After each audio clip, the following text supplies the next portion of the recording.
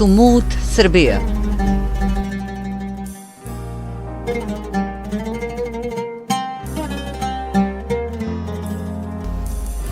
Gojkovica.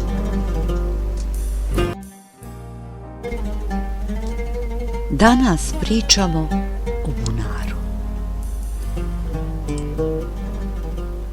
Došao sam da vidim svoje ognjište, rekao je Palestinac doseljeniku koji mu je odgovorio, kamo sreće da smo svi ostali na svom ognjištu.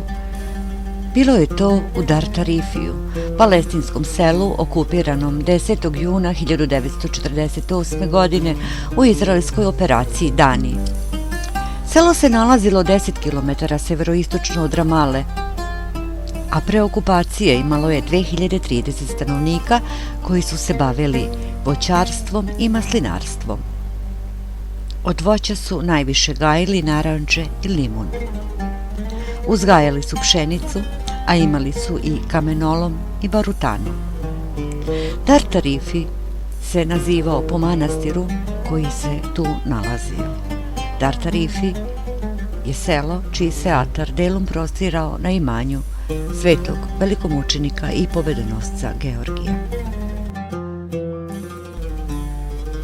A naš poeta Mahmud Darviš kraj ivica bunara ne vidi šta hoće, nego šta mora. Darvišov bunar postao je i mesto sa kog se daju sentimentalne izjave.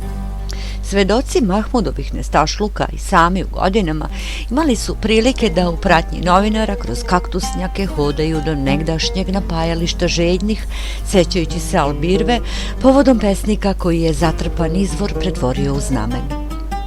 Znamensko ili simboličko zatrpavanje palestinskih bunara od strane novonaseljenih česta je tema dokumentaraca o prognanicima iz svete zemlje, ali je otvoreno pitanje koliko je ovaj čin bio samo praktičan, ne zbog straha od zatrovane vode.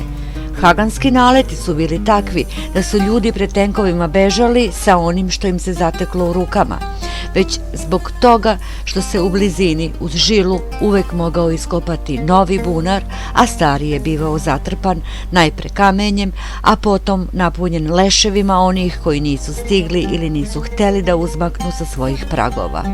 Ovo se u savremenom svetu zove prikrivanjem zločina, ali je u savremenom i suvremenom svetu sintagma veoma neprimerena i veoma neupotrebljiva ako se zatrpavanje ubijenih, ne sme se koristiti reč žrtva, odnosi na Palestince koji su ubijani u pohodima na palestinska sela u periodu od 1948. do 1967. korak po korak.